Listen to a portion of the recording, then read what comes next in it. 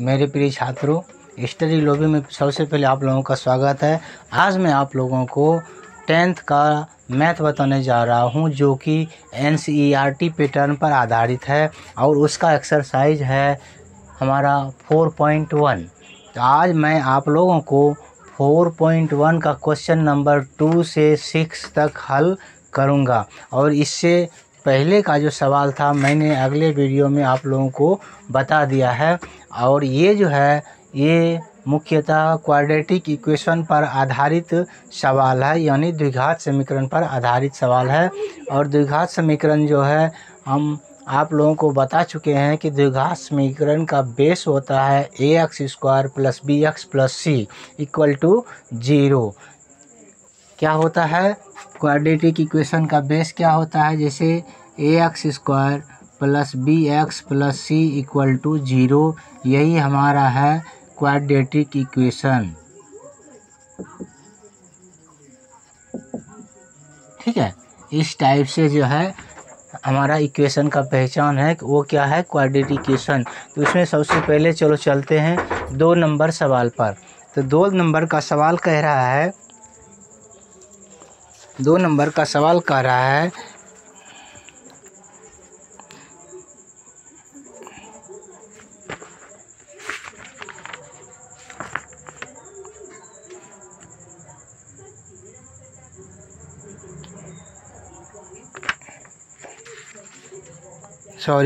ये जो है हमारा 4.2 है। ये हमारा क्या एक्सरसाइज 4.2 है। तो 4.2 का 2 नंबर सवाल कह रहा है कि उदाहरण 1 में दी गई समस्याओं को हल करें। हालांकि ये 2 नंबर का क्वेश्चन में सवाल नहीं दिया हुआ है और कह रहा है कि जो एग्जाम्पल दिया हुआ है, इधर एग्जाम्पल फर्स्ट में जो प्रॉब्लम दिया हुआ है, जो हिसाब दिया हुआ है, उसको आप सॉल्व करें। चलो चलते हैं, तब एग्जाम्पल फर्स्ट में है क्या वो देखते हैं। तो एग्जाम्पल फर्स्ट में दिया हुआ है एग्जाम्पल फर्स्ट में दो क्वेश्चन दिया हुआ है। पहला ये है, जैसे कह रहा है निम्न स्थितियों को गणितीय रूप में व्यक्त करें। निम्न स्थितियों को क्या कहता है? गणितीय रूप में व्यक्त करें। सबसे पहले सवाल ये है कि जॉन और जामवंती दोनों के पास कुल मिलाकर 45 कंचे हैं। यानी जॉन और जामवंती 2 व्यक्ति हैं जिनके पास दोनों मिलाकर के 45 यानी 45 पीसेस वो कांच के गुल्ले हैं। ठीक है, कांच की गोलियां हैं। ठीक है, दोनों 5-5 कांचे खो देते हैं। अब क्या कह रहा है, दोनों के पास तो 45 कांचे हैं, लेकिन दोनों ने क्या किया, 5-5 कांचे खो दिए। ठीक है, अब उसके पास कांचों की संख्याओं का गुणनफल 124 है। 5-5 कांचे खो देने के बाद अब उसके पास जो है दोनों के कांचों की संख्याओं का जो गुणनफल है वो 124 है। तो अब कह रहा है कि हम जानना चाहते हैं कि आरंभ में उसके पास कितने कांचे थे। क्या कह रहा है कि हम जानना चाहते हैं कि आरंभ में उसके पास कितने कांचे थे। तो देखो दोनों के पास कितने कांचे हैं, 45 कांचे हैं कुल मिलाकर के। यदि एक के पास 10 कांचे हैं मान लिया जाए, तो दूसरे के पास कितना हो जाएगा, 45 में 10 घटा देंगे यानी 35 कांचे होंगे। ठीक है, तो मान लेते हैं जॉन के पास x कांचे हैं। क्या मान लेते हैं? ये हमारा 2 नंबर का है। एक माना कि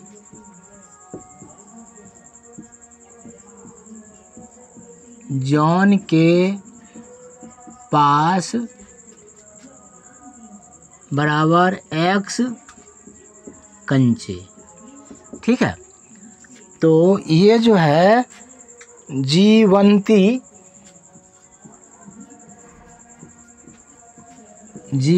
के पास तब कितने कांचे हो जाएंगे, जबकि दोनों मिला करके 45 कांचे हैं। तो जॉन के पास यदि x कांचे है तो जीवंती के पास हो जाएगा 45 - x कंचे। ठीक है, अब देखो, अब कह रहा है कि दोनों ने क्या किया, 5-5 कंचे खो दिए। अब देखो 5 कंचे खोने पर 5 कंचे खोने पर जॉन के पास कितना कंचा बच गया तब, x माइनस 5 और जीवंती के पास कितने कंचे बच गए, तो 45 माइनस x उसके पास था, 45 माइनस x, इसमें 5 और खो दिया। कहने का मतलब 45 में 5 यानी 40 माइनस x कंचे बचे। ठीक है, अब देखो ये कह रहा है कि 5 कंचे खो देने के बाद दोनों कंचों के गुणनफल जो है 124 है, यानी x माइनस 5 और into 40 minus x equal to 124, ये प्रश्न कह रहा है। ठीक है, कि दोनों के 5 कंचे खो देने के बाद उनके दोनों के कंचों का गुणनफल कितना है, 124 है। तो इन दोनों को चलो अब गुना कर देते हैं। तो गुना करेंगे तो क्या हो जाएगा हमारा, जैसे है 40 माइनस एक्स और x माइनस 5, तो यदि x से गुना करेंगे तो ये हो जाएगा हमारा 40x और इससे गुना करेंगे तो माइनस एक्स स्क्वायर, फिर माइनस 5 से गुना करेंगे तो 5 चौके 20। ठीक है, यानी 200, फिर माइनस हो जाएगा प्लस, ये हो जाएगा 5x। तो टोटल हमारा क्या हो गया, ये 40x प्लस 5x, 40x यहाँ पर है, 5x यहाँ पर है, कितना हो जाएगा 45x और minus x square minus 200 equal to कितना, ये कितना हुआ हमारा, ये हुआ 45x minus x square minus 200 equal to 124। अब देखो कि सारे को हम उधर लेकर के जब चले जाएंगे तो वो क्या हो जाएगा, तो माइनस एक्स स्क्वायर है तो इधर लाएंगे तो हो जाएगा एक्स स्क्वायर। ठीक है, ये जो है 45x प्लस है, उधर ले जाएंगे तो हो जाएगा माइनस 45x। अब जो है 124 जो है इसको हम लिख दिए और माइनस 200 जब इसको हम इधर लाएंगे तो हो जाएगा प्लस 200 और रेस्ट क्या बच गया, 0 हो गया। इसका मतलब ये हुआ x square minus 45x plus 324 बराबर क्या हो जाएगा, 0। ठीक है, 324। अब ये जो है इसको हम क्या करेंगे, गुणनखंड विधि से सॉल्व करके x का मान निकालेंगे। जैसे 324 गुना x, 324 एक्स स्क्वायर हुआ और उससे क्या पूरा करना है, हमें 45x पूरा करना है। चलो 324 को सबसे पहले तोड़ करके देखो 324 तो किससे कटेगा, चलो 3 से कटाते हैं, 3 का 3, यहाँ पर 0 आ जाएगा, 3 अठे 24। फिर 3 से यदि काटाते हैं 3 तिया 9, 3 छः के 18, फिर 3 से 12 तिया 36, 12 तिया 36 हो जाएगा। फिर जो है हमारा 3 से कितना हो जाएगा, 4 हो जाएगा। तो इससे हमें क्या कितना पूरा करना है, 45 पूरा करना है। तो यहाँ पर देखो 4 तिया 12, 12 तिया 36 और 3 तिया 9, 36 और 9 कितना हो जाएगा, 45 और दोनों को गुना करेंगे तो हमारा हो जाएगा 324। इसको हम इस तरह से लिख सकते हैं, x square minus 36x plus 9x। चूँकि देखो यहाँ पर माइनस है और 45 को हमने क्या लिखा, 36x प्लस 9x। ठीक है, अब प्लस 324 बराबर 0 आ गया। अब देखो एक्स स्क्वायर, अब ब्रैकेट हम तोड़ देंगे, x square minus 36x minus कितना हो जाएगा 9x प्लस 324 बराबर 0। यानी जब इसमें कॉमन लेंगे तो क्या आ जाएगा, x कॉमन, x माइनस 36, फिर माइनस 9 कॉमन, यहाँ पर x माइनस 36 बराबर 0 आ जाएगा। x माइनस 36 और x माइनस 9 बराबर 0। ठीक है, कहने का मतलब या x बराबर कितना निकलेगा हमारा, 36 या 9। अब देखो कि जॉन के पास यदि 36 है तो इसके पास 9, 36, ये 40 घटाओ 36 यानी 9 कंचे बचेंगे। ठीक है, यदि जॉन के पास हमारा 9 ही कंचा है तो इसके पास क्या हो जाएगा, 36 कंचे होंगे। ठीक है, तो इस तरह से ये हमारा सॉल्व हो जाता है।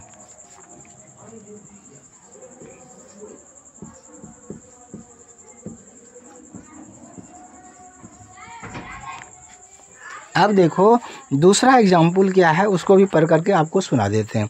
कहता है एक कुटीर उद्योग एक दिन में कुछ खिलौने निर्मित करता है। कुटीर उद्योग एक दिन में कुछ टॉयज खिलौने निर्मित करता है। प्रत्येक खिलौने का मूल्य रुपये में 55 में से एक दिन के निर्माण किए गए खिलौने के संख्या को घटाने से प्राप्त संख्या के बराबर है। ठीक है, अब कह रहा है कि किसी एक दिन कुल निर्माण लागत 750 रुपया है, तो हम उस दिन निर्माण किए गए खिलौने की संख्या ज्ञात करना चाहेंगे। ठीक है, तो कह रहा है सबसे पहले क्या करना पड़ेगा कि खिलौने का जो है संख्या मानना पड़ेगा।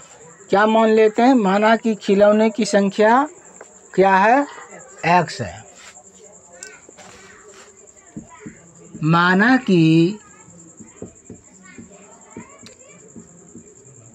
खिलौने की संख्या बराबर x है।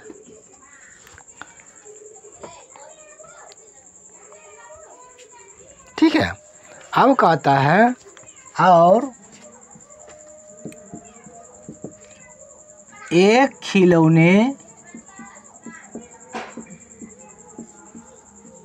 की लागत मूल्य।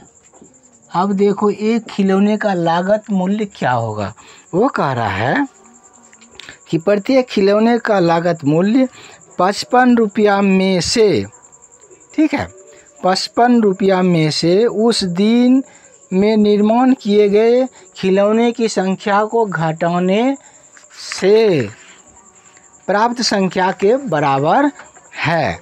यानी कि एक खिलौने का लागत मूल्य क्या हो जाएगा, 55 रुपया में जो, और उसके बाद उस दिन जो खिलौना बना वो उसको घटाने के बाद जो शेष बचता है वही एक खिलौने का लागत मूल्य होता है।